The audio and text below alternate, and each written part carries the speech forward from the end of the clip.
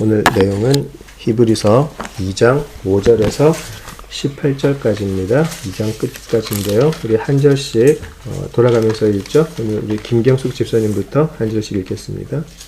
하나님이 우리가 말하는 바 장차 올 세상을 천사들에게 복종하게 하심이 아니라 그러나 누구인가가 어디에서 증언하여 이르되 사람이 무엇이기에 주께서 그를 생각하시며 인자가 무엇이기에 주께서 그를 돌보시나이까. 그를 잠시 동안 천사보다 못하게 하시며 영광과 존귀로 관을 씌우시며 만물을 그 발 아래에 복종하게 하셨느니라 하였으니 만물로 그에게 복종하게 하였은즉 복종하지 않은 것이 하나도 없어야 하겠으나 지금 우리가 만물이 아직 그에게 복종하고 있는 것을 보지 못하고 오직 우리가 천사들보다 잠시 동안 못하게 하심을 입은 자 곧 죽음의 고난 받으심으로 말미암아 영광과 존귀로 관을 쓰신 예수를 보니 이를 행하심은 하나님의 은혜로 말미암아 모든 사람을 위하여 죽음을 맛보려 하심이라.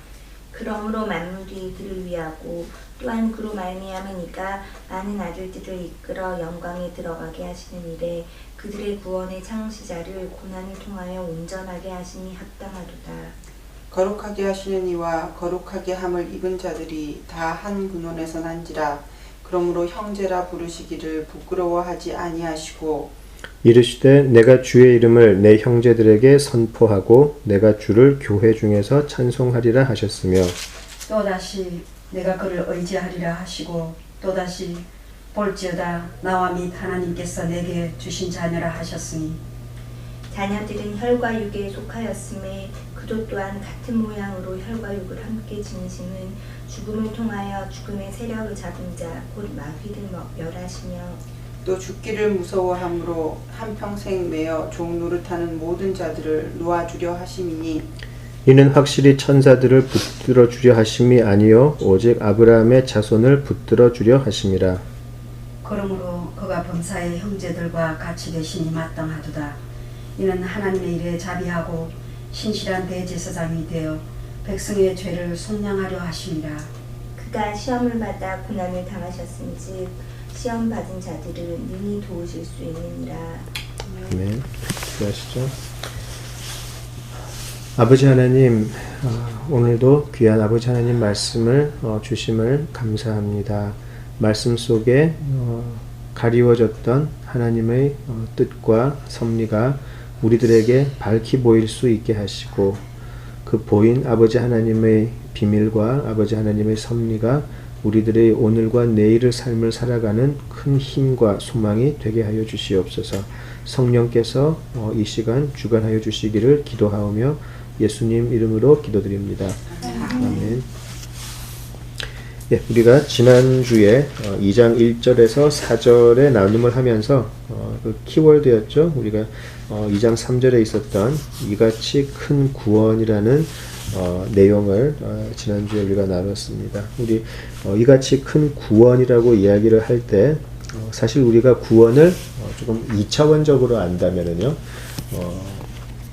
우리가 살면서 어떤 이 세상을 그래도 의미 있게 살아갈 수 있는 힘이라 그럴까요? 그러고 죽어서 그래도 지옥은 가지 않는 뜨뜻한 곳에 가지 않고 그래도 빛이 있는 곳에 갈 수 있는 좀 내세적인 어떤 보험의 성격 같은 그런 걸로 우리가 좀 2차원적으로 알 수가 있죠. 우리가 로마서 공부할 때 제가 그 정말 귀에 못이 박히도록 그때 안 계셨구나.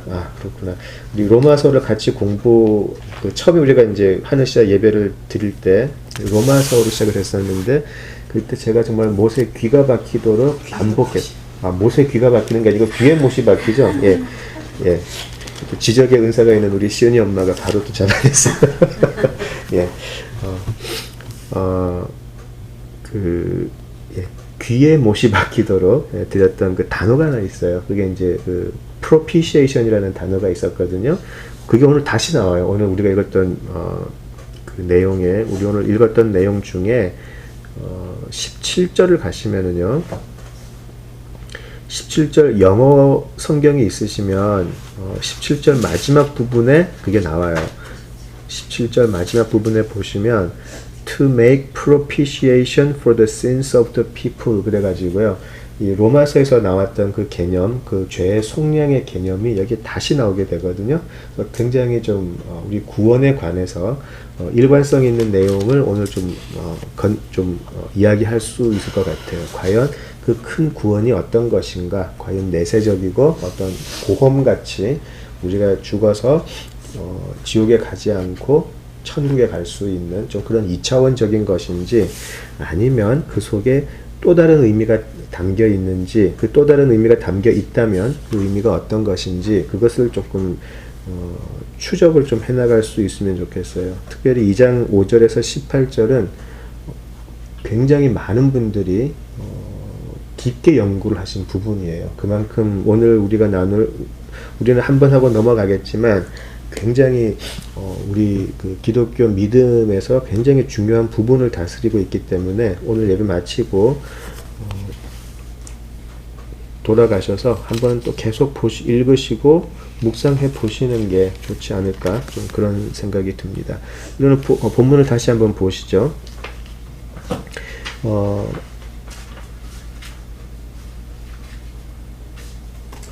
그 1장 4절부터 1장 마지막까지 천사들과 예수님을 비교하다가 히브리서 기자가 2장 1절에서 4절은 사실 그거랑 상관이 없는 듯한 그런 부분이 잠깐 나왔다가 2장 5절에서는 다시 천사가 이제 등장을 하죠. 히브리서 전체가 그 히브리인들, 그 유대교 그리스도인들이 믿고 있었던, 전통에서 믿고 있었던 아주 그 중요한 부분을 차지했던 대상들과 예수님을 비교하는 것으로 히브리서가 계속 이제 그 전개가 되는데요. 여기서도 사실은 천사들과 예수님을 비교를 해서 예수님이 얼마나 우월하신 분인가, 탁월하신 분인가를 증명을 하지만 사실은 그것 자체에 머무르진 않아요. 그 자체에 머무르는, 그러니까 천사보다 예수님은 더 뛰어나신 분이다, 여기서 끝나는 게 아니고 매번 그것을 해나가는 과정 속에서 그렇다면 그게 우리에게 무슨 의미가 있나, 그렇다면 과연 예수님은 왜 그렇게까지 하셨어야 됐나, 예수님을 통해서 우리에게 주고자 했던 것이 무엇인가가 계속 반복해서 나오게 되거든요. 그래서 오늘은 이제 그 왜 천사들과 우리를 비교하셨냐에 대한 조금 더 구체적인 답이 오늘 본문에 나오게 돼요. 그래서 그걸 한번 보죠. 아까 우리가 그가 이같이 큰 구원이라는 것을 이야기를 할 때 그런 생각을 해보셨는지 모르겠어요. 우리가 이제 1장을 공부하면서 볼 때 천사도 피조물이고 우리도 피조물이라고 그랬잖아요. 그런데 예수님은 천사와 같은 피조물이 아니고 창조주 하나님 본체이셨잖아요. 자, 그렇다면 우리가 만약에 하나님이라면 우리가 조금 이런 생각을 해보셨는지 모르겠어요. 많은 피조물 가운데에서 구원을 해야 할 피조물이 있다면 왜 하나님은 천사를 택하지 않으시고 인간을 택하셨을까? 그런 생각 해보신 적이 있으세요? 우리는 하나님이 우리를 구원하신 것을 굉장히 당연하게 생각을 하거든요. 그죠? 그러니까 감격이 없어요. 마치 아이들이 엄마가 새끼 밥 차려주는 것을 별로 감사하지 않고 당연하게 먹는 것처럼 하나님이 우리를 택하시고 구원하신 거에 대해서 사실 그렇게 굉장히 당연하게 받아들이는 경우가 많죠. 사실 대부분이죠. 타락은 천사도 했었거든요. 천사는 한번 타락하니까 사탄이 되어버리잖아요. 아주 강하죠. 그죠? 하나님은 사실 천사들을 구원하셔서 피조물의 자리에서 창조주 하나님의 영광에 들어가게 하실 수 있었잖아요. 그죠? 하나님은 못하시는 게 없는 분이니까. 그리고 우리가 생각하듯이 훨씬 천사가 더 귀한 존재 같지 않아요? 우리보다? 인간은 정말 이 악한 존재잖아요. 근데 하나님 입장에서 본다면 그래도 인간보다는 천사들이 훨씬 더 천상의 존재 같고, 왜 그러셨을까? 한번 그런 생각해 보신 적 있으세요? 생각은 안 해봤는데 지금 예. 말씀하시니까 예. 하나님이 그 원래 지으신 그 목적이 있지 않을까요? 예, 원래 지으신 사람을, 목적. 예. 사람을 지으신 목적과 천사를 지으신 목적이 다르기 때문에 네. 원래 그 천사들은 우리가 봐왔듯이 우리를 섬기라고 예. 만든 존재고 우리는 하나님의 형상을 따라 만들었기 때문에 왜 형상을 따라 만드셨을까요? 왜 형상을 따라 같이 교제하기 위해서. 예, 교제하기 위해서. 예. 에베소서 를 뭐라 그러죠? 우리가 왜 창조되었나요? 찬송. 하나님을 찬양하기 위해서, 찬송하기 위해서 지으셨죠. 예. 천사도 찬송하지 않아요. 근데 천사도 찬양한단 말이에요. 네. 그죠? 예. 그러니까 우리는 좀 더 천사보다는 하나님 보았을 때 우리가 위치가 위치는 아니지만 이게 어떤 신분이 좀 천사보다는 우리가 좀 나은. 우리가 생각할 때 우리는 천사를 네. 악모하잖아요. 왜냐하면 이 좀 우리 상상의 나게 아닌 네. 영적인 그거고. 존재니까. 사실 우리도 영적인 그걸로 지으셨는데 우리가 타락을 해서 이게 감이 없지만 원래 지으신 거는 그게 아니었기 때문에 하나님이 처음 가지신 그 마음, 내가 이거 뭐 만들었는데 망가졌어요. 너무 이거 원상복귀 하고 싶고 너무 귀해서. 그래서 하나님한테 우리는 귀한 존재라. 귀한 존재다. 예. 지금 굉장히 중요한 단어를 몇 번 얘기하셨거든요. 예, 아까 존재, 신분이라는 얘기하셨고요. 그 원상복귀한다는 말씀을 하셨어요. 근데 원상복귀면 원래 자리가 있었다는 말이잖아요. 그 원래 자리가 뭐였을까요? 하나님하고. 오늘 읽었던 내용을 한번 가만 생각해 보세요. 중요한 단어가 하나 나왔어요. 오늘 읽었던 내용 중에. 무엇을 원상복귀를 시키기를 원하셨을까요? 사실 집사님이 말씀 다 하셨어요. 지금 아까 제가 프로피시에이션이라는 개념을 얘기했는데 여기 보니까 만물을 그 발 아래 복종하기 위한 시편 말씀처럼 그거는 하나님이 반지를 빼서 우리한테 그 예를 들자면 비싼지 모르겠지만 요셉이 그 바로의 인장 반지를 뺏어 주면서 내가 높은 것이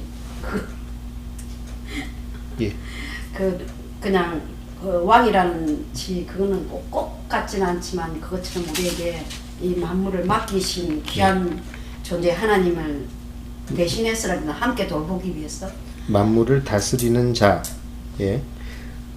그거보다 오히려 더 높은 자리에 있었어요. 우리가요? 형제. 누구의 형제? 예수 그리스도의 형제. 예수님의 형제. 1장에서는 뭐라고 했었죠? 1장에서 마지막에 1장 14절에서는 상속자라는 표현이 나와요. 상속자. 만물이 복종을 해야 하는 자리인데 이것도 하나님의 상속자의 자리까지 우리를 끌어오게 하기 위하십니다. 그게 우리의 원래 자리라는 거예요. 아까 지사님께서 말씀하신. 우리가 처음부터 자녀였다는 얘기잖아요. 하나님의 목적이 바로 창조의 목적이 거기 있었어요. 근데 왜 인간들이 그러니까 왜 그랬을까요? 인간의 욕심이죠. 하나님의 원래 창조의 뜻을 이해하지 못했고 우리 원하는 대로 삶을 살아가는 그 길을 선택한 것이 원죄였던 것이죠. 거기서부터 우리가 하나님하고의 관계가 다 깨져버린 건데 하나님이 그 깨어진 관계를 끊임없이 일방적으로 찾아오기 위하셨던 것이 바로 구약과 신약에 나오는 것이죠. 그것의 절정이 예수님이 있었던 것이고 단지 아버지하고 자녀 관계로 자꾸 말씀하시는 이유가 그렇죠. 그렇다면 하나님이 우리를 상속자로 만드셔서 그 상속자가 되게 하기 위해서 돕는 존재가 천사라는 거죠, 사실은. 천사 위치는 딱 그거예요. 예수님은 천사나 다른 그 존재의 구원을 위해서 오신 분이 아니고 오직 우리를 위해서. 왜 그러냐면 아까 말씀하신 대로 바로 하나님의 창조의 목적이었던 하나님의 형상을 따라서 지어져서 하나님께 찬양을 드리는 하나님의 자녀로 우리를 만들었는데 우리 스스로가 그 자리를 깨버리고 나간 거죠. 탕자가 자기 집을 박차고 나간 것처럼. 그죠? 자, 그 놀라운 구원의 개념으로 오늘 본문을 다시 한번 보시면 아마 2장 5절에서 18절이 얼마나 깊은 내용인지 조금 더 아실 수 있을 것 같아요.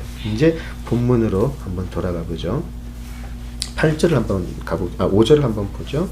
하나님이 우리가 말하는 바 장차 올 세상을 천사들에게 복종하게 하심이 아니니라 라고 해서요.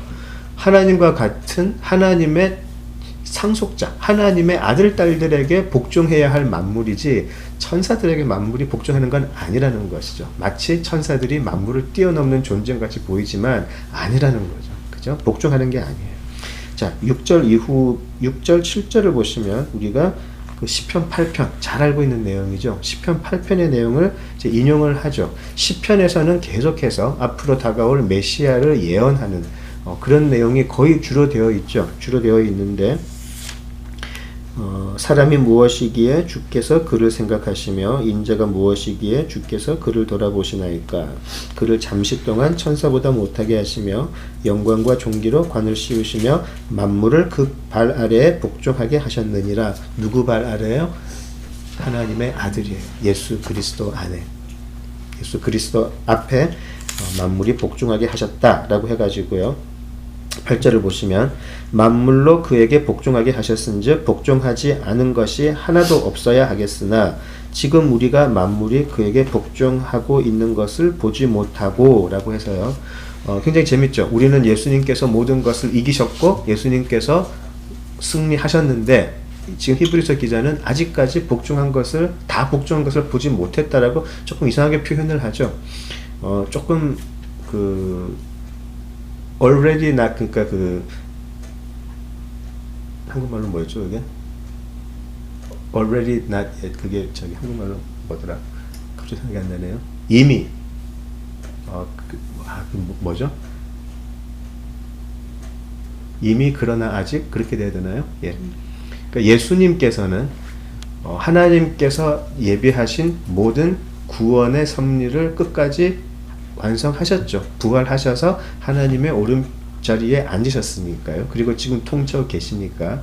그러니까 그런 의미에서는 예수님의 구원은 완벽하게 완성이 되었는데 우리들이 살아가는 우리들의 시간 속에서는 지금 이게 이루어지고 있는 시간이 또 되는 거죠. 그렇죠? 우리는 시간을 살아가야 되기 때문에 마치 우리들의 시간 속에서는 지금 이것이 하루하루 진행되어 가고 있는 것 같이 보여서 구원이 완성돼서 완결되었다라고 우리가 알고 있지만 우리 각자가 사는 이 삶 속에서는 이게 진행형으로 지금 나타나게 되어 있을 수밖에 없죠. 그러니까 아직까지 지금은 만물이 복종하지 않은 것처럼 이제 좀 보이는 것이죠. 조금 어려운 개념이었는데요. 9절로 가보겠습니다. 오직 우리가 천사들보다 잠시 동안 못하게 하심을 입은 자 곧 죽음의 고난받으심으로 말미암아 영광과 존귀로 관을 쓰신 예수를 보니 이를 행하심은 하나님의 은혜로 말미암아 모든 사람을 위하여 죽음을 맛보려 하심이라 라고 되어 있어요. 자, 10절까지 읽을게요. 그러므로 만물이 그를 위하고 또한 그로 말미암은 이가 많은 아들들을 이끌어 영광에 들어가게 하시는 일에 그들의 구원의 창시자를 고난을 통하여 온전하게 하심이 합당하도다 라고 되어 있어요. 자, 어려운 부분이에요. 근데 여기에 굉장히 중요한 바로 성육신과 십자가와 부활의 모든 의미가 이 작은 두 구절에 지금 들어가 있어요. 왜 천사들보다도 잠시 동안 못하게 하셔야 했나 하나님이 예수님을 보내실 때에 그렇게 큰 하나님의 본체이시고 영광의 존재 메시아 예수 그리스도라면 처음부터 올 때 엄청난 영광의 모습으로 오는 게 우리가 생각할 때 합당한데 아주 천상의 영광을 가지고 오셔서 모든 사람들이 바로 그 자리에서 만물이 복종하는 것이 사실은 우리가 생각하는 메시아의 출현이라 그럴까요? 처음부터 예수님이 천군 천사를 이끌고 오셔서 모든 것을 심판자로 오셨다면 만물이 볼 때 단번에 만물이 예수님 앞에 복종을 했을 텐데 왜 아직까지도 만물이 복종하지 않는 것처럼 보이고 왜 예수님은 오셔서 힘없이 죽어가는 것처럼 보였을까라는 질문이 당연히 있고, 아직까지도 기독교를 의심하는 사람들은 그 부분을 인정을 하지 않고요. 그리고 초대교회 시대에도 이것을 가지고 엄청나게 공격을 했다라는 것이죠. 이 부분에 대해서. 자, 그런데 이제 히브리서 기자의 그 대답을 한번 좀 살펴보죠. 여기서는 이제 우리가 성육신을 생각하지 않을 수가 없어요. 성육신을 생각하지 않을 수가 없고요. 왜 성육신을 하셨어야 했나라는 것에 대해서 좀 고민을 해볼 필요가 있죠.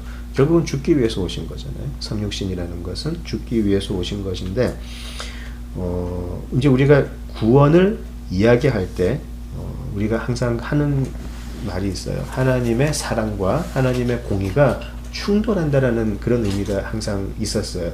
하나님은 사랑이시고 하나님은 공의로우신데, 사랑 50%, 공의 50%가 아니고 사랑이 100%, 공의가 100%라서 이것이 항상 충돌할 수밖에 없다라고 우리가 배웠어요. 하나님이 만약에 우리들의 죄악을 그냥 못 본 채 하시고 우리를 다 상속자로, 자녀로 다시 삼아 주셨다라고 한다면, 이것은 하나님의 공의를 완벽하게 어기게 되는 것이죠. 아까 만물이 복종해야 된다고 되어 있었잖아요.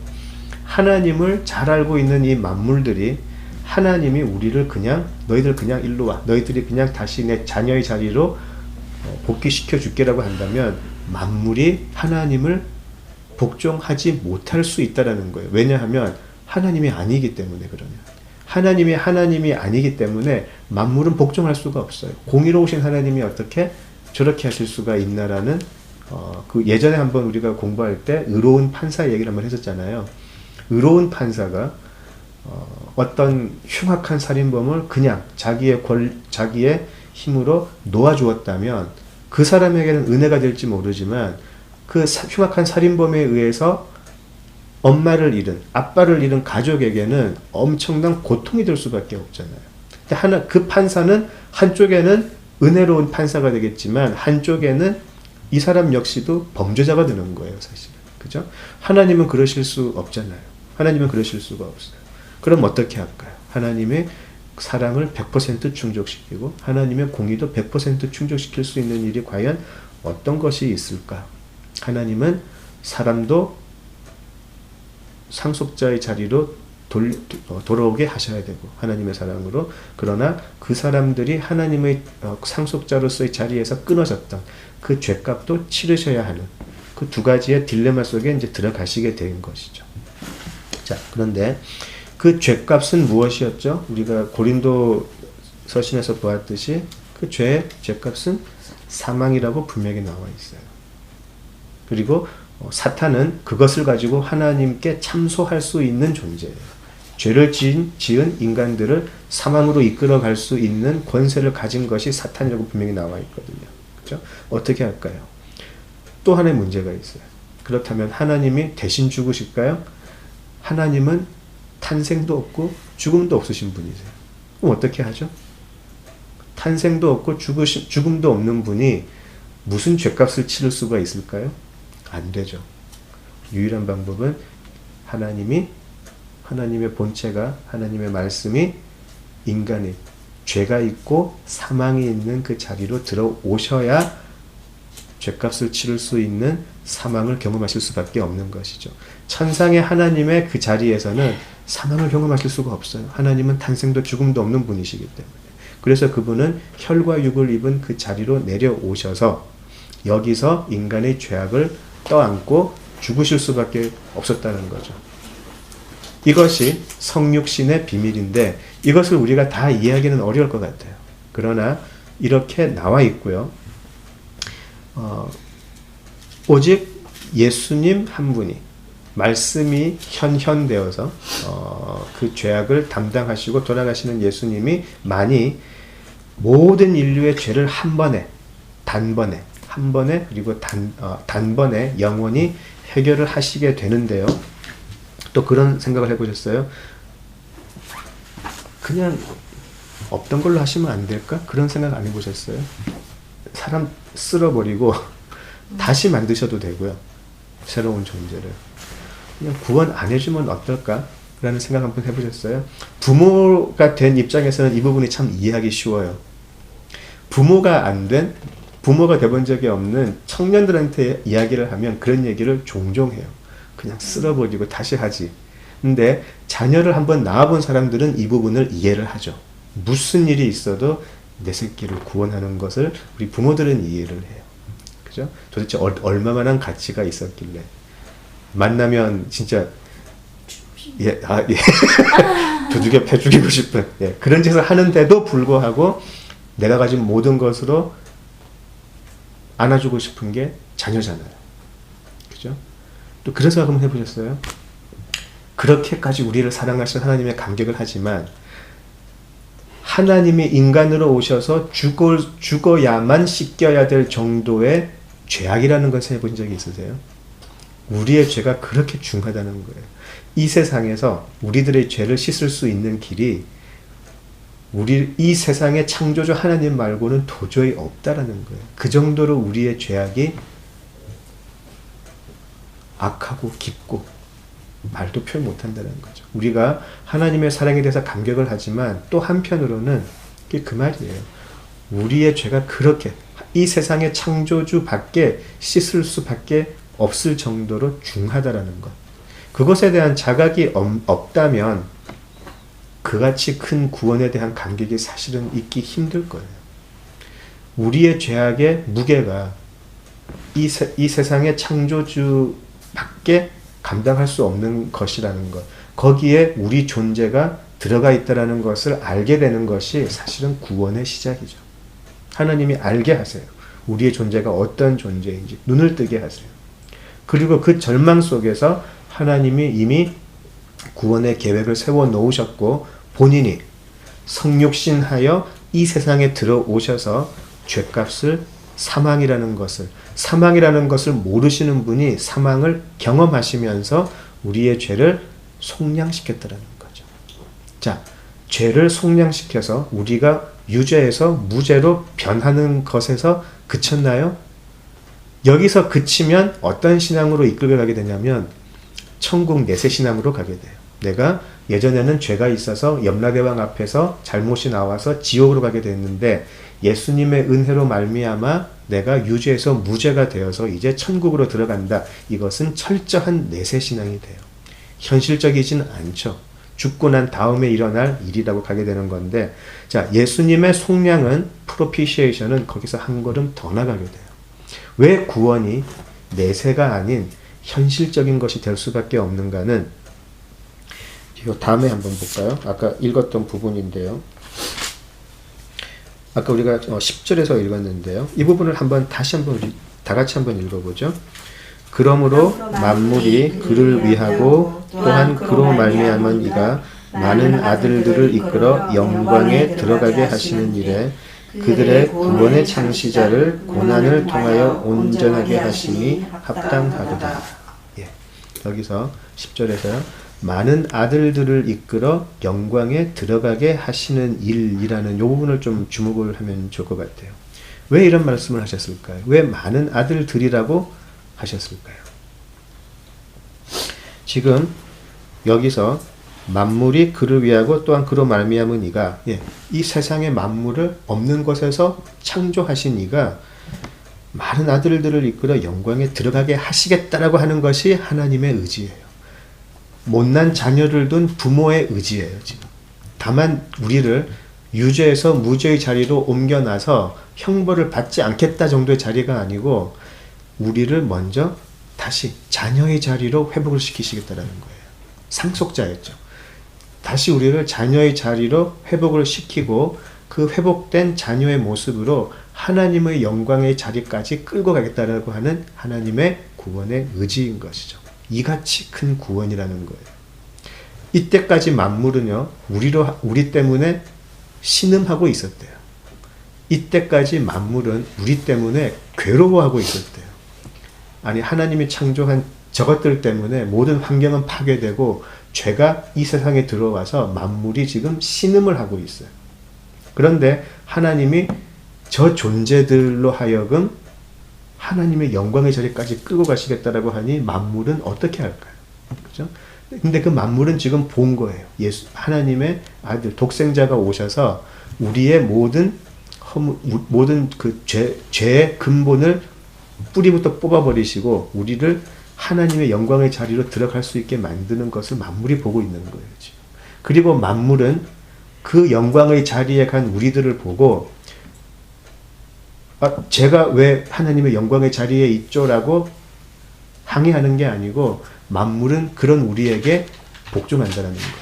모든 하나님의 의가 충족이 되었고 하나님을 찬양한다는 거예요. 우리의 모습을 보면 만물은 신음하고 항의하고 고통의 소리를 내겠지만 그 구원의 은혜를 입은 우리는 하나님의 영광의 자리까지 가도 만물은 우리에게 복종을 하게 될 거라는 거죠. 그냥 복종한다 그러니까 기분 좋은 게 아니고 우리가 그런 존재가 되기 위해서 독생자는 10절 후반절에 구원의 창시자를 고난을 통하여 온전하게 하심이 합당하도다. 이런 모든 구원의 창시자이신 예수 그리스도가 인간의 모습으로 성육신 하셔서 그 모든 우리의 죄값을 담당하시고 그리고 죽음에서 이기심으로 죽음의 권세도 건드리지 못하는 그 힘으로 우리를 이제 하나님의 같은 아들이다라고 이야기하신다는 거예요. 그게 하나님의 영광의 자리로 우리를 이끄신다는 것이죠. 예수님으로 충분합니다라는 고백이 여기서밖에 나올 수가 없는 거예요. 우리를 죄 없다 하심의 자리에 머물지 않고 하나님의 상속자의 자리까지 이끌어 오셨어요. 자, 그랬더니 11절 보실까요? 거룩하게 하시는 이와 거룩하게 함을 입은 자들이 다 한 근원에서 난지라. 그러므로 형제라 부르시기를 부끄러워하지 아니하시고 라고 되어 있죠. 11절을 영어로 보시면 all have one source라고 되어 있어요. 한 근원, source에서 났다.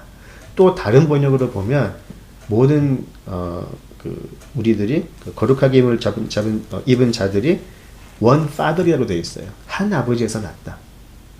자, 무슨 말일까요? 예수님이 하나님의 독생자이신데 우리가 자녀가 된다면 아버지는 당연히 같아야 되잖아요. 그죠? 예수님이 우리로 하여금 하나님을 아버지라고 할 수 있는 그 자리로 이끌어 오셨다라는 거죠.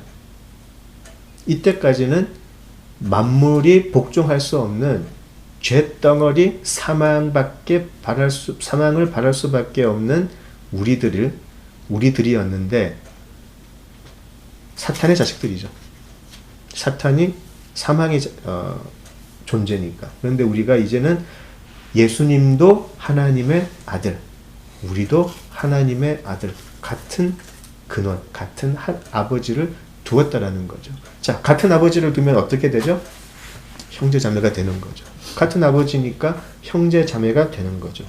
그런데 형제라 부르시기를 부끄러워하지 아니하시고 라고 되어 있잖아요. 자, 한번 생각을 한번 해볼까요? 아주 세상에서 고귀한 삶을 살고 있는 우리 자신들 한번 생각을 해볼까요? 세상에서 가장 세상의 모든 사람들이 칭송하고 너무나 고귀하고 정결하고 그런 삶을 살면서 살고 있는데 갑자기 이 세상도 감당하지 못할 망나니가 와가지고 저한테 형님 그런단 말이에요. 이 도저히 같이 옆에 둘 수 없는 그런 사람이. 근데 DNA 검사를 해보니까 또 진짜 또 제 동생이 맞긴 맞아요. 또 그때 제가 열린 마음으로 그래 너는 내 동생이야라고 할 수 있을까요?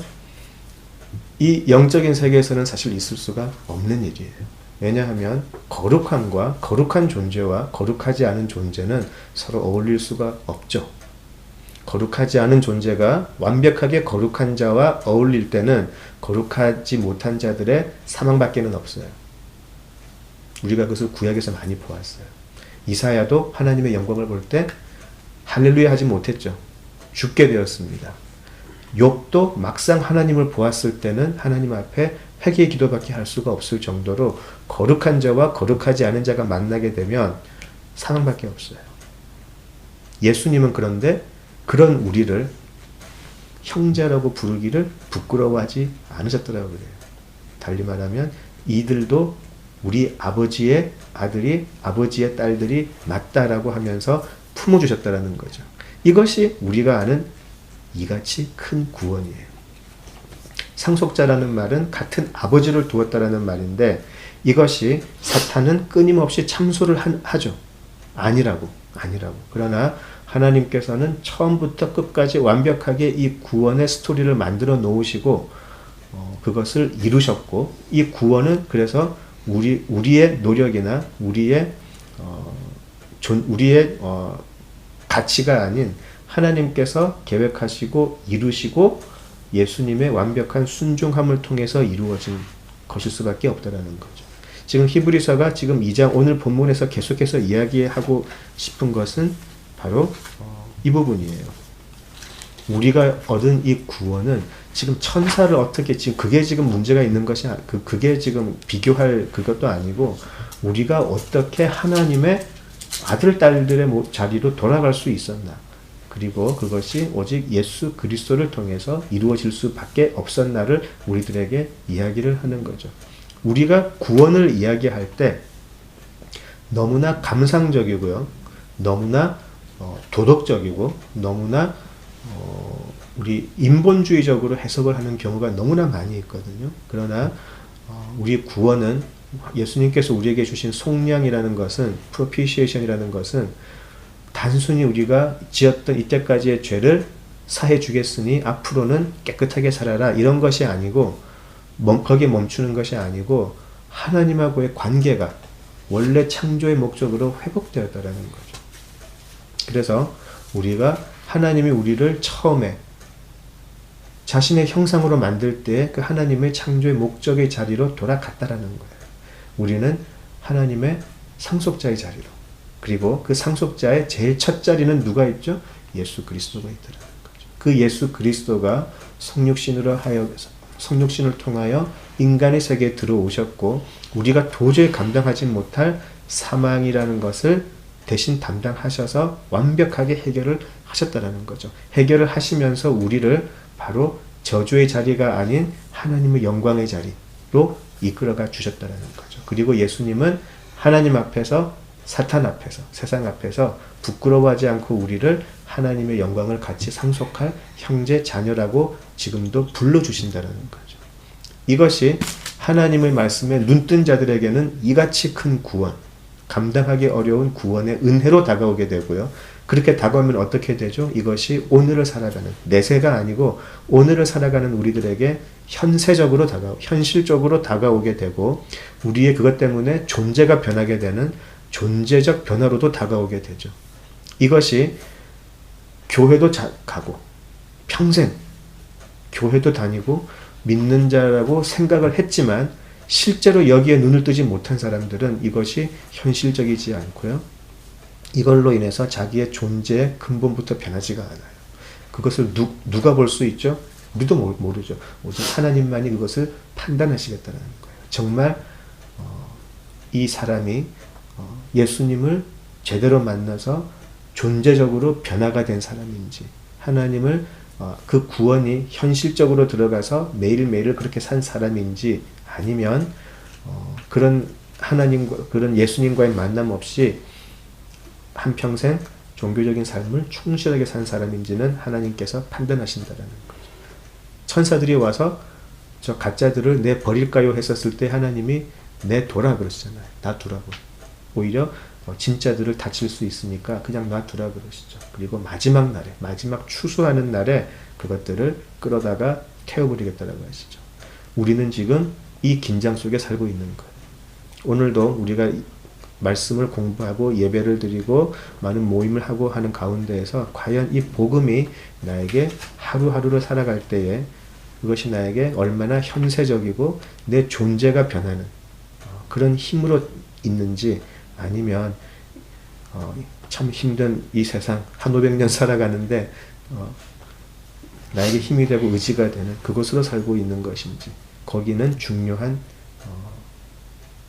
경계가 있어요. 내가 하나님의 아들, 딸, 상속자로 살아가는지 아니면 실제로는 하나님과 상관없는 삶을 살고 있는지, 그것은 우리 각자가 하나님 앞에서 반드시 해결해야 되고 또 거기에 대해서 대답을 해야 될 날이 반드시 올 거라고 예수님 성경이 말씀을 하고 계시죠. 준비한 거 다 못했는데요. 그것은 우리 다음 주에 나누도록 하죠. 기도하겠습니다. 아버지 하나님, 우리의 삶이 이같이 큰 구원이 어떤 구원인지를 알 수 있는 그런 삶이 되게 하여 주시옵소서. 이 세상이 얼마나 가치 있고 이 세상이 주는 기쁨이 얼마나 기쁜 것인지, 그것을 잡다가 끝나는 인생이 아니라 우리에게 주신 이같이 큰 구원이 어떤 구원인지, 그리고 그 같은 구원을 이루어 주신 예수 그리스도는 어떤 분인지를 아는, 오직 그것으로 우리들의 삶이 충만할 수 있는, 그래서 예수님만으로 우리에게는 모든 것이 충분하다고 고백할 수 있는 그러한 은혜를 우리들에게 허락하여 주시옵소서. 예수님 이름으로 기도드립니다. 아멘.